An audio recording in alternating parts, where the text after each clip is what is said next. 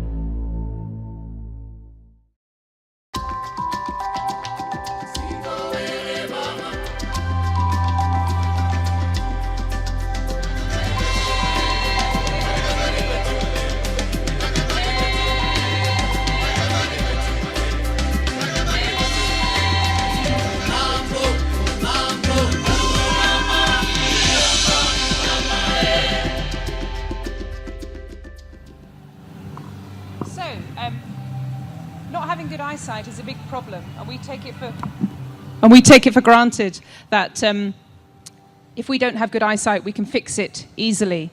The size of the problem is huge across the world. So just as a reminder, 39 million people in the world are blind, and nearly 250 million have visual impairment. So that's somebody who isn't blind but can't see well enough to do their daily tasks, can't see well enough to go to school, and can't see well enough to work. That's an awful lot of people who are avoidably blind, an awful lot of people who, if they lived in Europe, if they lived in the UK, if they lived in the USA, they would be able to see because they'd be able to access services. So why do people have visual impairment, and why are they blind? It's not always just glasses. It can be other things as well. And a large proportion of those people who can't see are blind due to cataract. So blindness and visual impairment is a big problem. In places like Africa and Asia, this map shows that those countries are made much bigger in this representation to show you that there's more blindness and visual impairment in those countries. In Europe, the map has shrunk because we have much less visual impairment and blindness. So there's lots of blindness in Africa, lots of blindness in India and Southern Asia, not very much blindness in North America, and also in South America too. One of the biggest problems, though, is where you have the most blindness in Africa and Asia, you also This is a representation of how many ophthalmologists and eye care professionals there are in Africa. And Africa is shrunk to the smallest country there could possibly be, smallest number of countries or region that there can possibly be. So Europe has got lots of eye care people, lots of people that can give you glasses, lots of people that can give you a cataract operation or your grandparents a cataract operation. So the place where you have the most eye care professionals is actually the place where there is the least blindness. The place where there is the most need for eye care professionals is Africa and Asia, but Africa in particular, where they have the biggest need and they don't have enough people to solve the problem. So I volunteer for an organization called Vision Aid Overseas. We're 32 years old, and it started by a small group of optometrists sitting in somebody's house and deciding they would go to Tanzania to see if they could help. We work in 5 African countries. We work in Ethiopia, Sierra Leone, Ghana, Zambia, and Burkina Faso. There you go, I remember them all. Our vision is that no one lives in poverty because of poor eyesight, but also no one lives with poor eyesight because of poverty. Many people don't have access to services, and many people can't afford those services. We want them to be able to access those services easily in their local communities or nearby so that they can see, so they can go to school, and so that they can work. The things that we do are something called outreach, which is supporting the local hospitals so that they can send a team of people out into the community to visit a school, or a local health center, or a local church, or a local community center, somewhere where people gather, so that they can test their eyes, so that they can see if they have a problem, give them some glasses, and if they have a bigger problem than that, make sure that they get to the hospital in order to have treatment or surgery. We also train a lot of people. So we train local optometrists, we train local nurses, we train local technicians so that they can test the eyes, they can make the glasses, and they can fit the glasses, and they can recognize eye problems and send people to the hospitals. And then we also, in the hospitals, set up what we call a vision center, which is a workshop that actually physically makes the glasses. So it actually takes a frame. It starts off with a lens that's a big circular lens about this big, cuts it down to fit into the frames, like you have in your glasses, and ensures that the right power or prescription of lens goes into the frames for that person. And that way they can make the spectacles very cheaply at a price that local people can afford. And that's usually less than $5, sometimes as little as a couple of dollars. What have we been up to? We're a very small charity. We only have a small number of volunteers. We send perhaps 100 volunteers to Africa every year in small teams of 4 to 6 people, and they're usually optometrists and opticians, but also some students. And last year we carried out 53,000 eye examinations. So that's 53,000 people who had their eyes assessed to know whether they had a problem or not. And then we produced nearly 30,000 pairs of glasses so that those people that we found that did have a problem could then see afterwards. Sometimes we run into difficulties. In Africa, particularly in Uganda, where this picture was taken, you travel around by these little minivans, and they tell you they're 4-wheel drive. We had the one that didn't have its 4-wheel drive switched on, and the rainy season lasted a little bit longer than we'd expected, and we were visiting schools. So every day we got stuck in the mud. Every day we had to take tree trunks and branches and put them under the tires and push the van out of the mud. I'm wearing green. I usually ended up being brown by the time I'd finished pushing the truck out of the mud because I was covered in mud. So we did that every day in order to get to the schools. And the schools tend to be not on the main road. They tend to be off a footpath or off a narrow road or down a track in between the maize fields. However, we did finally arrive, and on this particular occasion, we had to walk the last mile because we'd run out of time, the truck was still in the mud, and we needed to get to the school. And we met a number of children at the school. In particular, we met Freddie. Freddie's in the middle of the gang there. Freddie is 11 years old. Freddie is very, very, very short-sighted. And when we met him, before we took these photos, he had no glasses at all. I don't know how short-sighted all of you are, if you're short-sighted, but I'm very short-sighted. If I take my glasses off, I can see this far from my nose. Freddie could only see about that far from his nose. So if he wanted to read his school book, he had to read it like that. And he didn't have a pair of glasses. So we tested his eyes, and we found that he had a prescription of -11.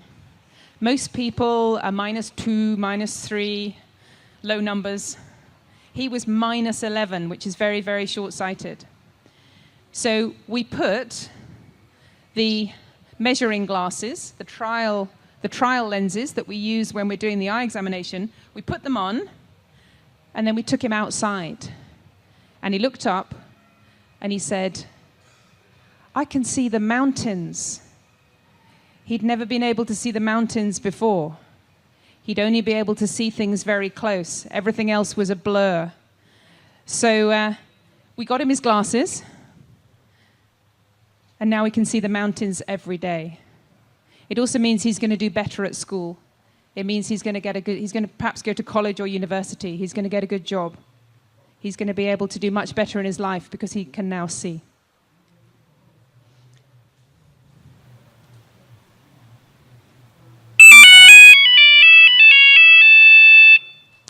In Africa, sorry, that was noisy. In Africa, this is the kind of toilet that you find. They're not very glamorous. They usually smell. I'm sure you have much nicer toilets here at the Jamboree. But in Africa, you can't be too choosy, so you go and queue up, waiting for the toilet. And then you hear a mobile phone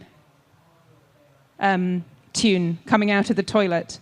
And you realize that there's somebody in there in this very basic toilet, but they've got a mobile phone. They've got a cell phone. One of the slightly depressing statistics in Africa now is that 80% of people in Africa will have access to a mobile phone, and yet only 50% have access to clean water. The mobile phone has taken off. It's taken off for many reasons. It's a cheap way of communicating. It's a mobile way of communicating. And in many countries that did not have the cabling for ordinary phones, it was much cheaper to put up the antenna for mobile phones and very quickly have a network for the mobile phones. In Kenya, they've gone one step further. In Kenya, you can actually move money by mobile phone, just as you can with Apple Pay on your iPhones that I see a lot of you have. In Kenya, this is a way of perhaps working in the city, but sending money to your family who live in the countryside. And a large proportion of the money in Kenya is now moved around by M-Pesa, which is a mobile phone system. I have a Kenyan SIM card for when I visit Kenya, and I had to set up an M-Pesa account so that I could upload pay-as-you-go for my phone. Any of you have an Android phone and download? Yes, fantastic, good. Vision Aid I volunteer for Vision Aid Overseas, but I also work since last year for a humanitarian organization called Peak Vision. And we take mobile phones and try and put technology onto those phones and test them and measure the evidence that they are accurate in order to take eye tests to the most remote places. So we can actually test your eyes on the phone. So if you've downloaded it, you'll see there are instructions. And I've got a phone, so I'm going to do it on all of you in a minute. And what it does is show you a letter E. We use the letter E because everybody speaks different languages. And in Africa, there are many, many, many, many tribal languages. There are 72 different tribal languages in Zambia. Although the official language in each country might be English or Swahili or French or Portuguese. There are many, many languages, and the more remote areas you visit, the more likely it is that somebody speaks their own tribal language. But if you show them an E, you can ask them, which direction do the arms of the E point? So for this one, it's that way. For this one, it's that way. And therefore, very easily, you can check their vision and make the letter smaller and smaller until they can see.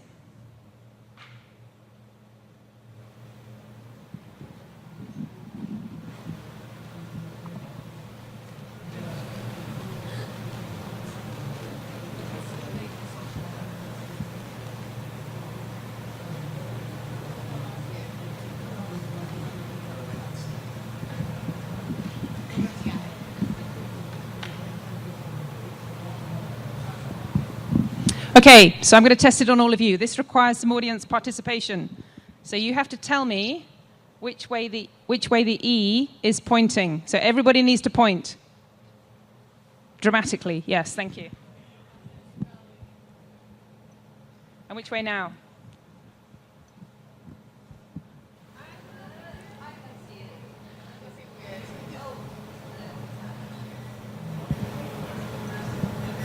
It's getting really small now.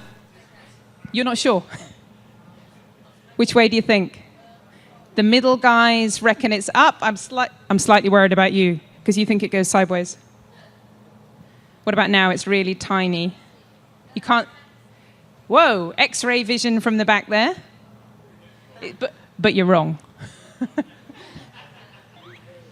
So if people can't see, I shake the phone and it gives me another chance. Can anybody see that one? It is tiny.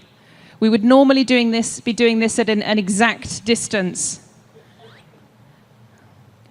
because we would be measuring this at 2 meters. So this is obviously inaccurate because you're all sitting at different distances. Ooh, well done.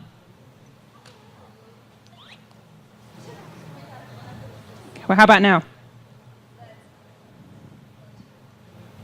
How about now? Not sure. Right. And then we get to the end. It's slightly difficult when I'm holding a microphone to do this quickly. But at the end, it tells me, if we were doing this accurately and we were standing at I was standing exactly at 2 meters from you, it would tell me what your vision was. Now, in the UK and Europe, we use a metric system. So if somebody has perfect vision, we would want to see 6/6. We'd want to see that at 6 meters, they can see what everybody else can see at 6 meters. In this case, as a group, unscientifically, at the wrong distance, your vision's not too good. You can see at 6 meters what somebody would be able to see at 7.5 meters, so slightly blurred. But as I say, it's unscientific and you're all sitting at different distances. We can then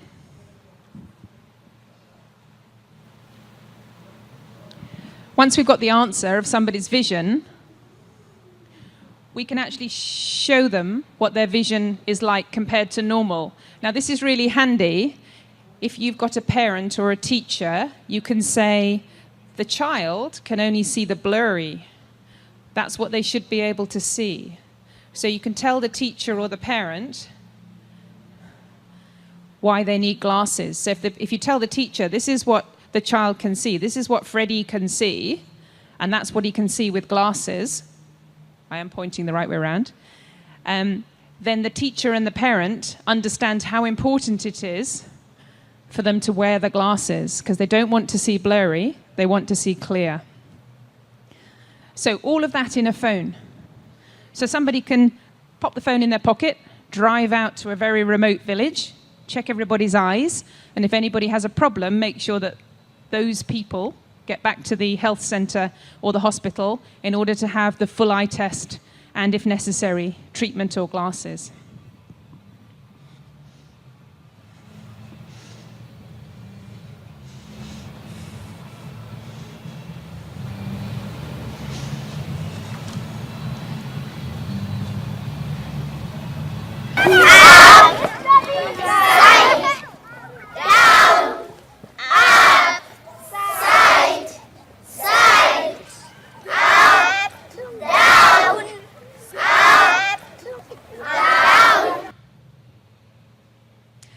So that's in Kenya. We tend to get the school children all together at the beginning of the day in their assembly, or they call it parade, when they're all told what's going to happen during the day. They're going to have their eyes tested. So we get them all to practice. And there's a little boy around about here, when you watch that doesn't really know what's going on. But everybody else seems to have got the hang of it, and then they would be tested later in the day. So, anybody who's based in the UK, if you want to support increasing access to eye health care in Africa, then you can do that for as little as a couple of pounds a month. If somebody wanted to sign up to a regular donation, that would make a big difference. People can fundraise. So you can run a marathon, or you can run a short distance. You can make cakes. You can do all the things that Scouts do. And there will be an equivalent in Portugal that you could support. There will be other eye care charities who would very much appreciate any fundraising that you can do.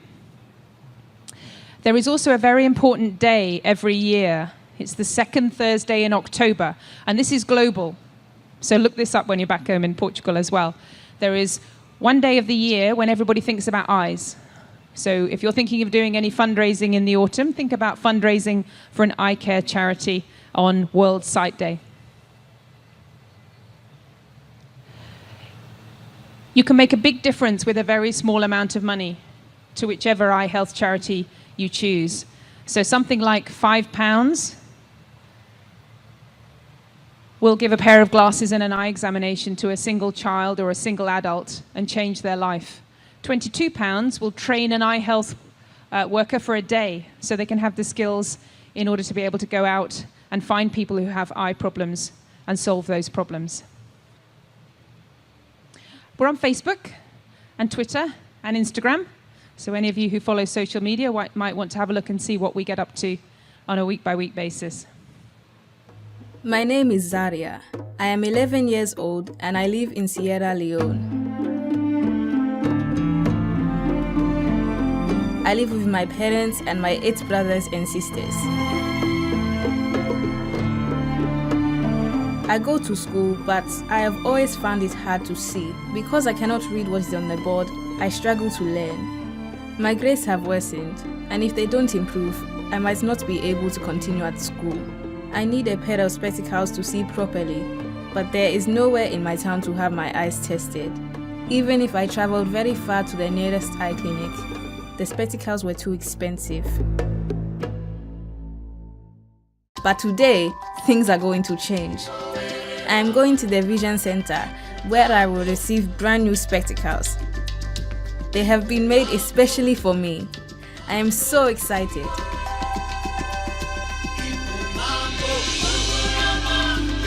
I am one of the 670 million people in the who is visually impaired simply because I could not get the spectacles that I needed.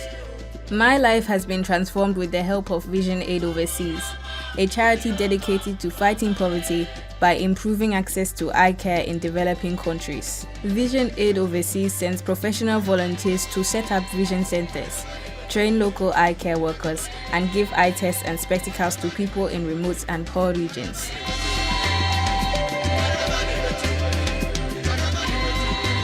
Some people have gone their whole lives without having their eyes tested.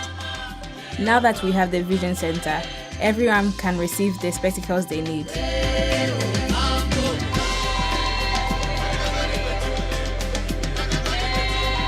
People like Ninimba work at the Vision Center, helping to provide affordable eye care for my community all year round.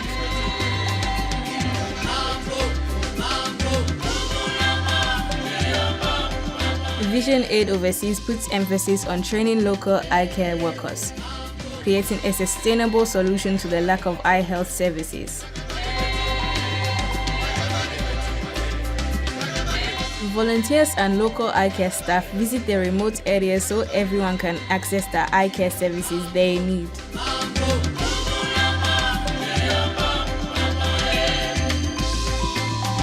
But today, Ninimba and Vision Aid Overseas are changing my life and helping me to see.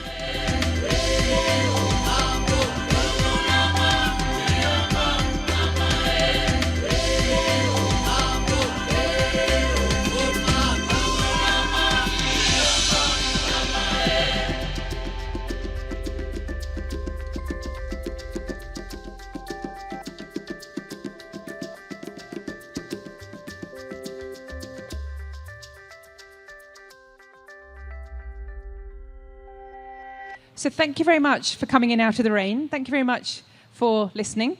Hopefully when you go home, you can look up the eye charities that work near your home and perhaps support some of them. If anybody's got any questions or anybody wants to have a play on the phone and try different things out, see whether your vision is good or not at 2 meters, then I'm not rushing off anywhere.